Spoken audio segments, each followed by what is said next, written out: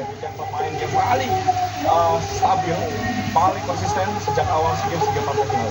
Pemain yang sekarang jalan di bintang pertama adalah pemain yang paling stabil, pemain Rizky Ridho, pemain yang memang layak untuk menjadi leader, pemain yang syarat pengalaman bersama dengan timnas Indonesia, bersama dengan Persebaya Surabaya, dan layak dia mendapatkan kalungan medali emas pertama. Dan dia sekarang menjadi leader, menjadi bagian dari sejarah untuk sepak bola Indonesia. Kita juga harus memberikan apresiasi kepada Marcelino, muda, pengalaman, dengan jam terbang, sekarang bermain untuk salah satu klub Eropa, sangat tenang berada di lapangan dan tidak mengecewakan meskipun tadi beberapa kali agak membuat peluang. Ya, bermain di Champions di Liga Belgia, kemudian juga ada Akran Pertama, pemain sudah bermain di Liga Jepang, dan tidak tampil pada memberikan hal yang sangat luar biasa di partai semifinal. Ramadan Sananta, Ya, Ewaku. Makassar dan kemudian juga memberikan 5 gol, masuk pada beberapa mendapatkan julukan dari Menpora. Ya, bahwa memang golnya tadi membuat diri kita merupakan mencatatkan diri menjadi top scorer ya, bersama dengan pemain Bandung dan juga Ramadan Sananta. Ya, satu pemain yang menurut saya juga harus mendapatkan apresiasi adalah Witan Sulaiman, karena dia sudah sering merasakan bagaimana tidak mendapatkan gelar juara setelah berkali-kali ke final. Tapi untuk di level yang memang lebih tinggi AFF dia sudah merasakan itu. Ya, dan rotasi sangat baik dilakukan oleh pelatih sehingga kebugaran pemain tadi terlihat ya, mereka siap bertarung 120 menit. Betul, termasuk pergantian yang dilakukan juga berlangsung dengan sangat baik ya. Ketika Rio Fahmi masuk, bagaimana energi yang diberikan. Ketika kemudian dari penampilan Irfan Jauhari agak lambat di awal, agak panas ketika baru masuk.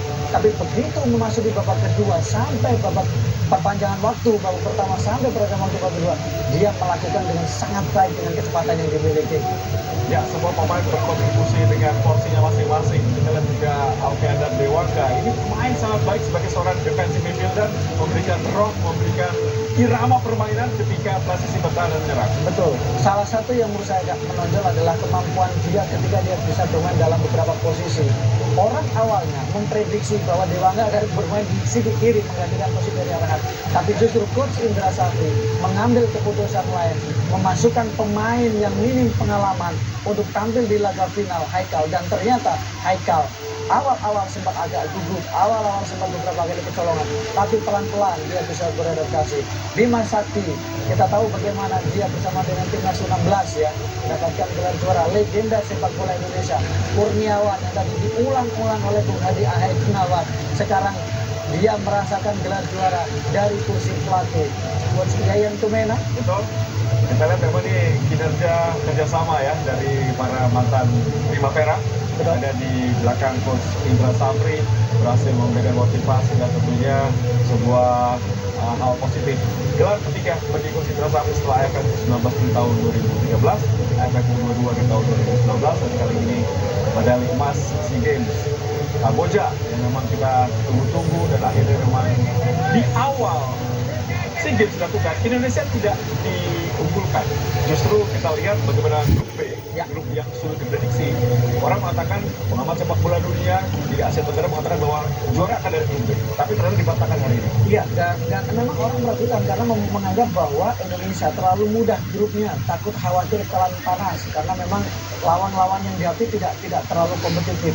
Tapi begitu berhasil mengalahkan Vietnam, maka prediksi itu mulai bisa terpatahkan. Ya, baik pemirsa, kita dengarkan lagu kebangsaan Indonesia Raya di Olympic Stadium Phnom Penh di malam hari.